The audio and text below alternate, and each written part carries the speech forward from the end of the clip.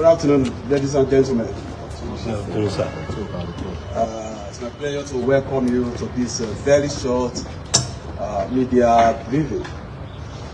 As you can see, my name is Ola Olukoyede, I'm the Executive Chairman of the EFCC. I have here with me some of my top operatives and my colleagues. We are here this afternoon to let Nigerians know about the new development in the fight against corruption in Nigeria. Ladies and gentlemen, you will recall that sometime January 2025, we filed a charge against the STY Minister of Power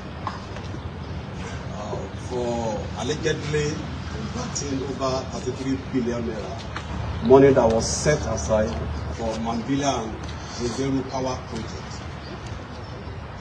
About 15 months down the line, specifically on the 7th of this month, we secured conviction on all the 12 counts.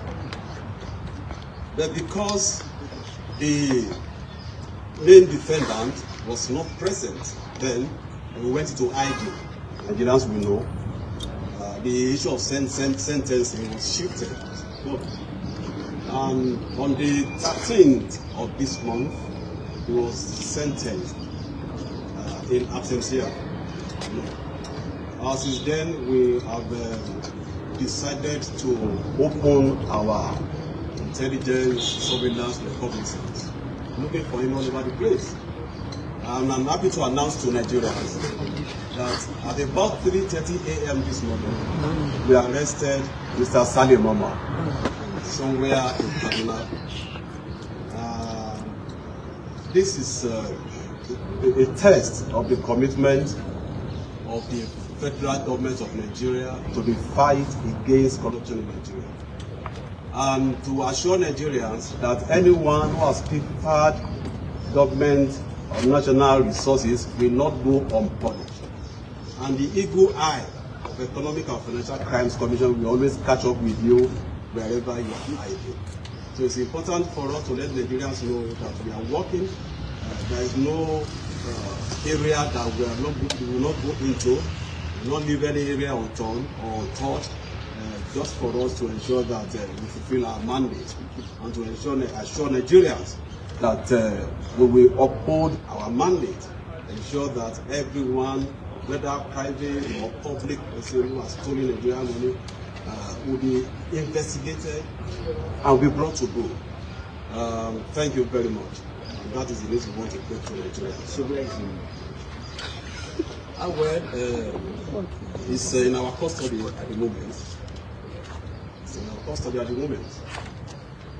So any question? But sir, when the court ruled the other day, they said you should hand it over to the correctional facility when it's arrested.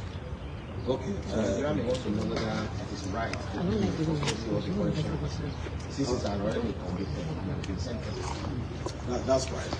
I did tell you that the man just got arrested at 3:30 a.m. this morning, and there is no way we will just from there take him to correctional facility since we have our own facilities there. But I will allow the prosecutor, the director of public prosecution, Mr. who actually prosecuted that case, to answer that question. Thank you. Thank you, Sir Chairman. So, as you are all aware, my Lord sentenced the defendants and equally ordered all security agencies, not only limited to the EFCC, ordered all security agencies to ensure that this defendant does not have a hiding place. And the beauty of collaboration and cooperation is what we are seeing displayed by the Commission today. So, barely a week after that order was made, we are now hearing a very good news that my Lord's order has been complied with. So, the process of transmitting him to the correctional center, I believe, is ongoing. And that is just the news that the thing went here.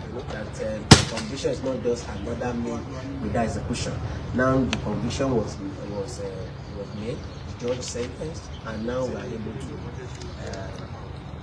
confronts the man with the sentence. So he will have to go and have his days in the correctional center. Thank you, sir. Sir, one question, please. One question, please. Yes, please. Hold on. Yes. Will the agency go after those who were concealing him, who were protecting him from facing the law? Because he couldn't have gone into hiding without anybody supporting him. I don't know the house where he was arrested, I don't know family members who knew he was convicted, who has been sent and yet is kept with the law after that. Yes, thank you very much for that question. We have discovered that he was actually being protected all this while. And where we effected the arrest, we arrested 2 other Nigerians within alongside. And also the property, the ownership of the property and all of that, they are still under investigation. Because it's actually a crime for you to have or to protect or to give a protection to a convicted felon. First, it's a fugitive. And so we have arrested 2 other people and we are investigating them. Mr. Chairman, sir, 2 questions, please. Can you tell us where he was arrested? And also, I recall the day of the sentencing, the DPP mentioned that asked the court for pictures of some properties that were recovered from the former minister. And I know that it was just about 2 properties, which was not even a fraction of the alleged amount he was said to have signed for. Is there still investigation as to recover more properties, or that was all what was recovered from him? Thank you very much.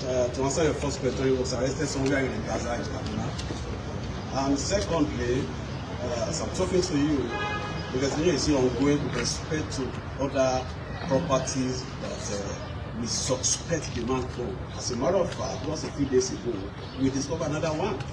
So we are still going to go after those properties. But with respect to the one that we have tried to detect, of course. Okay, sir. This is one of the, let's say, is a new case where it's a new situation where we have somebody granted bail and facing trial in court. We were low. What lesson has the service learned from this process? Especially, we are lucky to have found him here. If he had traveled to some states, some countries that we do not have, maybe does not have Interpol agreements, we find it difficult to bring him back to Nigeria. So, has the service learned any lessons from this process? Thank you very much. That's a very good question as well. I also asked myself that question. Going forward, there is need for us to also review our processes, particularly as it relates to ongoing proceedings in court. For every high-profile case, as a matter of fact, for every corruption case, we must be able to put every defendant under surveillance.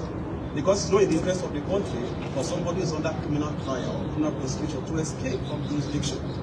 So we're going to look at it, we're going to work with the court, we're going to follow all the legal and judiciary processes to ensure that we put all potential defendants, criminal defendants under surveillance going forward. Thank you. On the heels of his conviction last week, you took the Director General of ECN in for questioning on a different matter.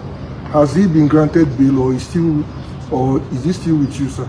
Please, let's focus on why we are here. I've told you the reason why we are here. Just to bring this news to Nigerians that the convicted fellow has been arrested. And I believe that's good news for Nigerians. Thank you very much. Thank you. Thank you very much.